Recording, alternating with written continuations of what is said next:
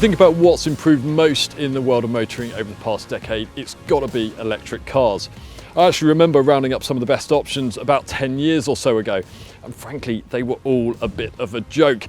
You can actually watch our video from back in the day by clicking up there in the top right if you fancy a laugh, but not before you've watched the rest of this video, because these days electric cars are really rather good. And today we're driving what could be one of the best yet. It's called the Mercedes EQC, and we're out in Norway today to get behind the wheel for the very first time. But before we do that, chances are you probably know us best for our videos or our written reviews. These days though, we can also help you get a great discount when buying. So if you're in the market for any new car, electric or otherwise, head over to our website whatcar.com and check out the new car buying section to find out how much money you could save. Now, the EQC isn't the first battery-powered Mercedes, but it is the company's first dedicated electric car. That is to say that there isn't a petrol or a diesel version on offer as well. It's the first of 10 EVs the German brand is planning to launch between now and 2025 under a new EQ sub-brand. Although while many of those future models will be built on a bespoke electric car platform, the EQC is actually a heavily modified GLC underneath its slightly more futuristic looking bodywork, with prices starting at just over $65,000 for the entry-level sport model, rising to around $79,000 for the bells and whistles 1886 launch edition.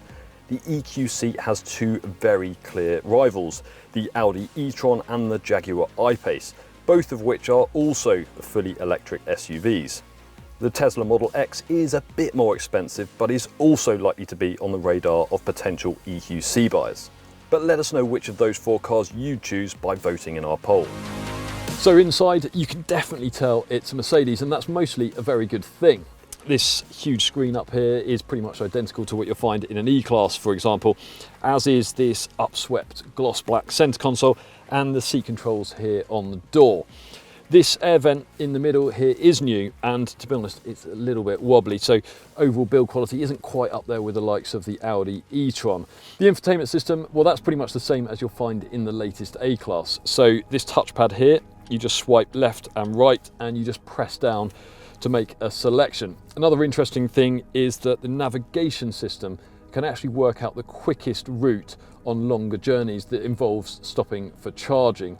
So if you had to go from London to Scotland, for example, it would work out the fastest chargers en route and the quickest way for you to get there.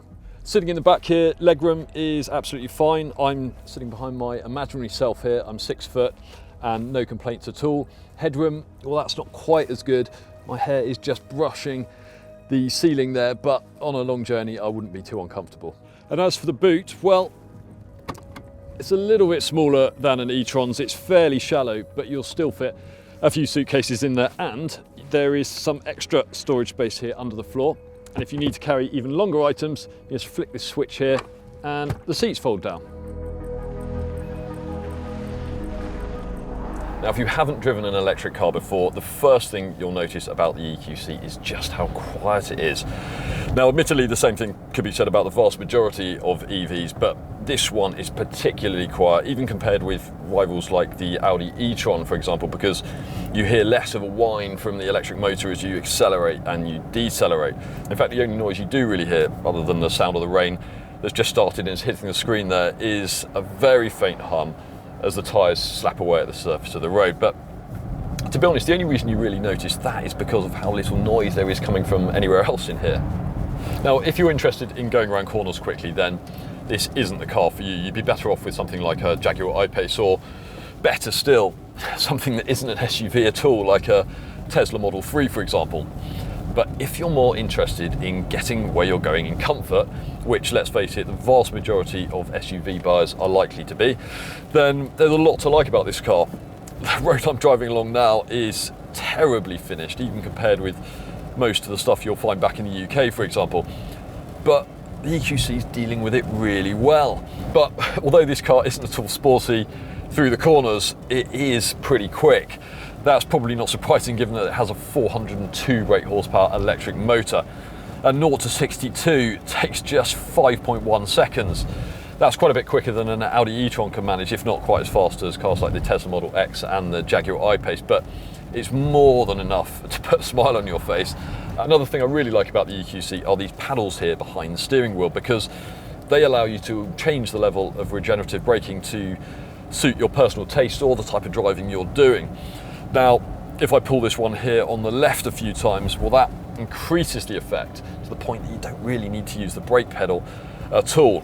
On the other hand, if you pull the one here on the right a few times, that takes the regenerative effect out pretty much entirely, so it's much smoother when you're driving along the motorway. You don't constantly feel the car wants to slow down every time you just lift off the accelerator slightly.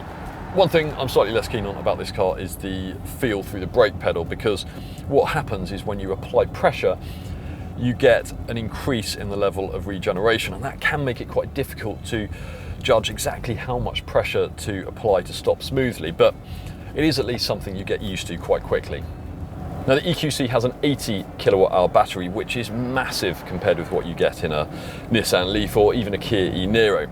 But don't forget, this is a much bigger, heavier car, so it needs a lot more power to drive itself around. And that's why the maximum range between charges, according to the official WLTP test at least, is not that impressive. It's 259 miles. On the plus side, that is a few more miles than the Audi e-tron can officially manage, despite the Audi having a larger capacity battery. But the I-Pace has an official range of 292 miles, and even the much cheaper Kia e-Niro promises 282 miles between charges. Now, we will of course be putting the EQC through our real range tests when we get hold of a car back in the UK, and that will give you a much better idea of how many miles you can expect in real world driving. But in the meantime, if you want to find out the real range for any other electric car that's on sale at the moment, just head over to our website whatcar.com or click the link up there in the top right. So finally, what about charging? Well, if you plug in at home at a regular 7 kilowatt charging point, then a full charge, that's from 0 to 100%, will take around about 11 hours. You can of course charge much more quickly than that at a public CCS charger. Most of these deliver around 50 kilowatts, but if you can find one of the latest that deliver 110 kilowatts, then a 10 to 80% charge in the EQC takes around about 40 minutes. In other words, it's a bit longer than it will take you to charge up a Tesla, but it's still not bad at all. Now, we will of course be putting the EQC up against its closest rivals, the Jaguar I-Pace and the Audi e-tron, when we get hold of a car back in the UK in a few months' time. But until then, for lots more information on this car, just head over to our website whatcar.com, where you can read our detailed 4-point review. Or if you'd like to watch a video on the Jaguar I-Pace or the Tesla Model X, we've got those as well, so you can watch those right here on our YouTube channel. Thanks for watching, and if you've enjoyed this video, then do give us a like, and don't forget to subscribe to our YouTube channel for a heads up on all of our latest videos as soon as they go live.